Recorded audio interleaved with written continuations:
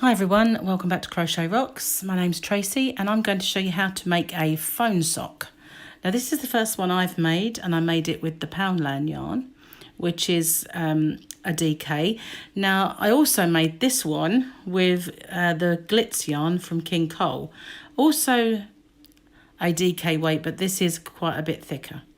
I edged them in the tinsel yarn, which you've probably seen on my channel. I love it. So I'm going to show you how to do that. Now, because they're quite jazzy yarns, I do like the way they pull, especially this one with the slanted stripes. But it would be very difficult to show you with this yarn. So I'm going to show you with a more plain yarn. Now, this is also a Glitz. This is the baby Glitz that I made my sparkly scarf with. So it's called silver, but it's more of a grey to me. And I'm going to show you with this, and I'm going to edge it with the white tinsel yarn because I think it will show up easier.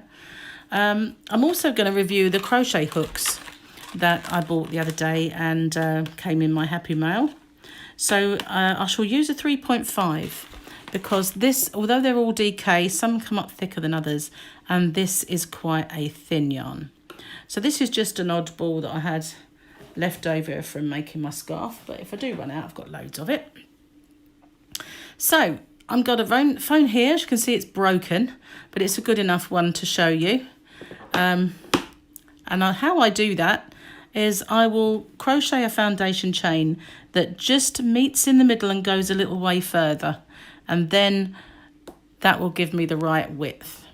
So I'll do a slip knot. Now I do have a tutorial on how to do a slip knot and magic loop, and the slip knot the way I was taught, but I don't do it like that anymore. But if you need to watch that, then please familiarise yourself with that.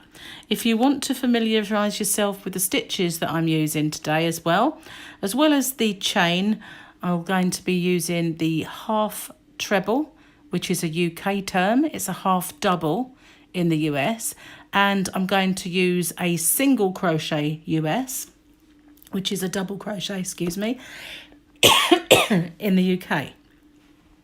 So interestingly, this is the third sock that I've made, and the other one was even thicker, but each of them, because they had the corresponding crochet hook, took 30 chain. So I'm going to crochet 30 chain, and then just to make sure, I'm going to put it around and see if it's the right length.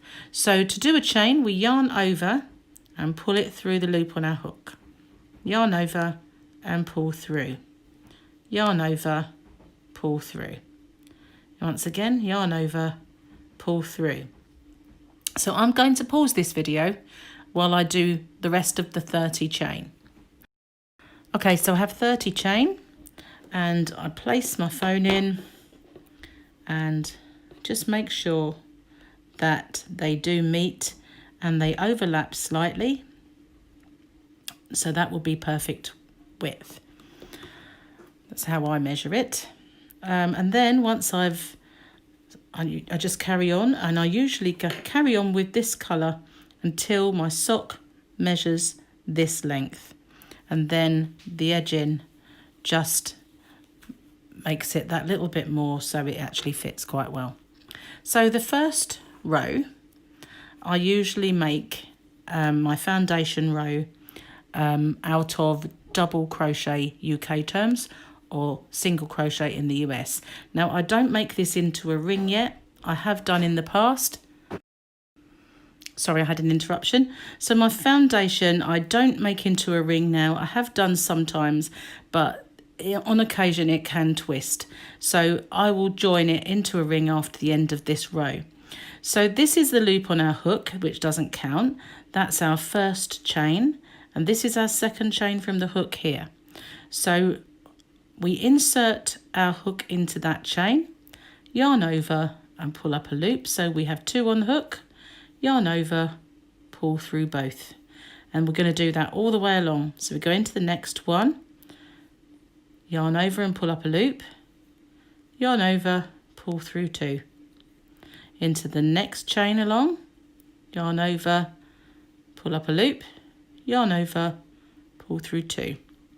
Now that is a single crochet in the US or a double crochet in the UK. And I'm going to do that in every stitch until the end.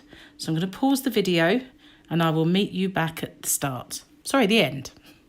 Start. Okay, so I am now at my very last stitch, and this is where I'm going to make it into a ring.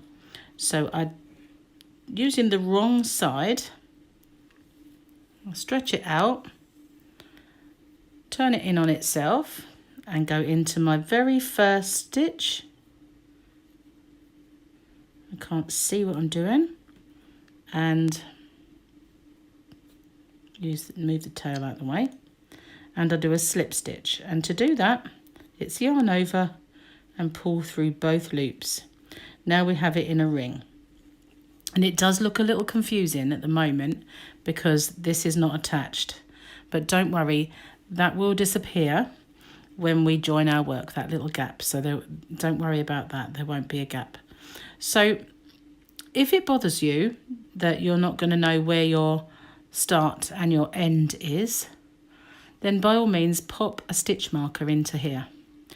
But I'm quite used to this, so I won't be doing that. So I'll just do one chain to turn. Now I will show you how I keep my edge more or less straight, because otherwise you'll find it will slant upwards. So this time I'm going to go into my very next stitch with my half treble or my half double in US. Half treble is a UK term, so it's yarn over into the first stitch, which doesn't look very clear, I'm afraid. Yarn over and pull up a loop, 3 loops on the hook, yarn over and pull through all 3. Again into the next stitch, that's yarn over, into the next stitch, yarn over and pull up a loop. We have 3, yarn over, pull through all 3. Yarn over, into the next stitch, yarn over and pull through, yarn over, pull through all 3. Now this is one of my favourite stitches because it's not, I'm just going to pull out some yarn, it doesn't leave like a long stitch, so there are no gaps. It's a nice sort of small stitch, but at the same time it grows relatively quickly. So yarn over, into the next stitch, yarn over, pull up a loop, yarn over, pull through all 3. I'm going to do that in every stitch until the end. So if you I'm going to pause the video now, and I will meet you when I get back to this stitch. Okay, so I've now made it round. I'm going to do my last stitch, and now I'm at my start. So I'm going to go into my first stitch and do a slip stitch to join. So now you can see it started to look a little bit, if you can imagine if that was joined to there, that would be, there would be no gap at all. So how I make it so that my edges along here when it's joined do not slant, or slant as little as possible, is by this round I'm going to go into that same stitch that I have just slip stitched into and make a stitch, and then go into the next one. So on my next round I won't do that, I will go into the next stitch along. You do exactly the same amount of stitches, but you just start in a different place. So one round I'll start in the same stitch that I've slip stitched, the next round I will just start in the following, and you alternate it, and that way just keep a count of your stitches, that make sure you've always got the same amount, and it does keep your edges a lot straighter. When you're using yarn like this, it doesn't really matter, you can't see it, but on a plain yarn you'll see the slant, and some beginners really, when you're beginning, people don't often tell you how to avoid it, and it does really bug you after a while. So I always think start as you mean to go on. Just because you're a beginner doesn't mean that you can't grasp starting in a different stitch. with each round. So I always think, well, you don't really need to be an advanced crocheter to know little tricks. So we'll start as we mean to go on. But yep, I'm just going to go in every single stitch all the way along until I get to the end. And pull out some yarn. I'm nearly there because I've been chatting, but I'm going to pause the video and I will see you when I get to the start. Okay, so I'm now back at the start. So I'm going to go into my first stitch, make sure I go into both and do a slip stitch into that stitch there. One chain, and instead of going into the same stitch this time, I'm going to go into the next stitch along and start there. And that helps to stop the slanting. And just do one in each stitch and carry on. Carry on doing exactly that until this measures the whole length of your phone. Simple as that. So I'm going to pause the video and I will see you when this measures the length of my phone.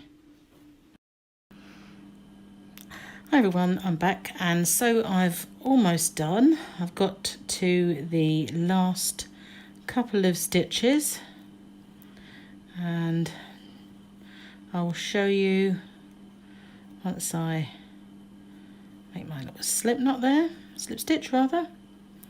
Oh, didn't quite go according to plan, did it? Made a mess of that. So last stitch and slip stitch into my last stitch, and I'm going to end off, leave a very long tail. I'll show you why in a minute. I can get it through. Now if I show you the edge, this is the edge, and at first I thought I would show you by leaving it. I don't know if you can see, it's diagonal, and then as it's not perfect, but it's a straighter edge. Can you see that? It's a bit difficult to see, but that is a definite slant, whereas that is far straighter, and you can't really see it. It's so much better. So what I do now is turn it into the other way, so it's inside out, and pull that long tail through, and I'm going to join it. Now it does look too thin, but I can assure you it's not. It goes in, look, it's perfectly fine, and it's the whole length of the phone. And so it does look thin when it's out of it though. So now I'm going to put that like this, so that that's my edge and that's in the corner, and I'm going to secure it together by going through each side like that into the next stitch, through both. So I'm through 4 loops, the 2 loops of that stitch and 2 loops of that, come through. You can do it like that, it's easier than trying to slip stitch, but it is with this yarn anyway. And you just join in both together. So you're going through each top of each stitch. It doesn't matter whether you join it this end or at the other end. Oh, I thought I was going to lose my light then. Looked like we were going to have a power cut. I thought that would be all I need at this stage of the game. So through both, all the way along, joining it together. Last couple of stitches.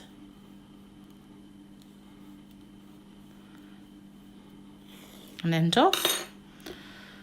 Now, I'm going to cut that because it's too long, but I will sew that end in. Turn it back into the other way. Make sure your corners are out. And so we've got now a pouch. And there's our first. You can sew that together if you want, but there really is not much of a need to do that, because now we take our tinsel yarn. I'm just going to pull some out. Now it doesn't look that thick, but it is classed as chunky. And I'm going to use a larger hook for this. I have been using larger than this. This one's a 5mm. So you can join it at whatever point you wish. I'm going to, that's my corner. I'm going to join it at this edge. And I'll leave fairly long tail. It's ever so easy actually. If I do one chain with both ends and then I drop the tail. And again I will be doing the same stitch. It's easy to go through all three. I've not used these crochet hooks before though. Just go in each stitch.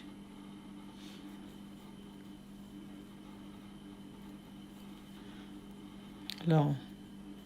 Oops, I dropped it. If you can see it. Much easier to crochet with than I imagined it would be. That's not gone through the stitch though. It's because I've met up with my tail and it threw me a little bit.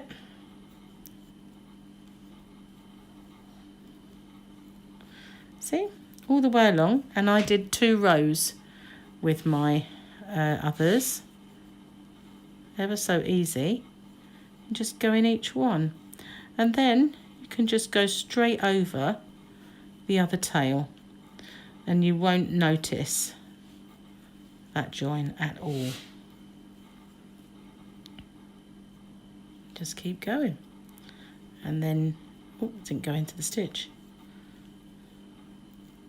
There we are, all the way along, right to the end. I'm going to pause the video and I will meet you back at the start. Okay, so I'm more or less back. You can see where you're going into. A couple more stitches, there's one. Sorry if I hit the camera. It's not so easy when you're at that angle. Slip stitch into the start.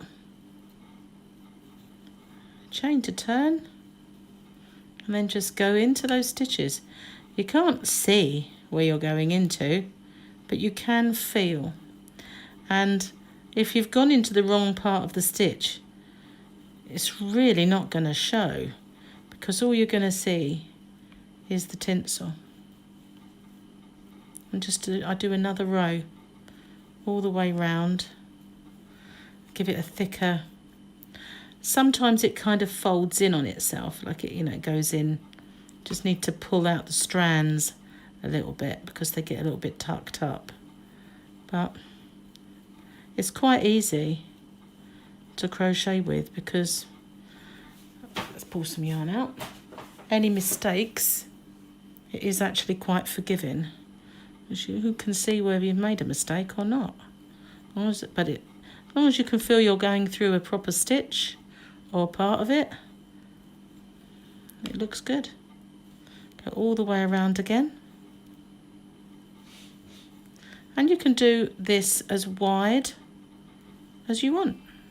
You can do 1, 2, 3 rows, just doesn't matter.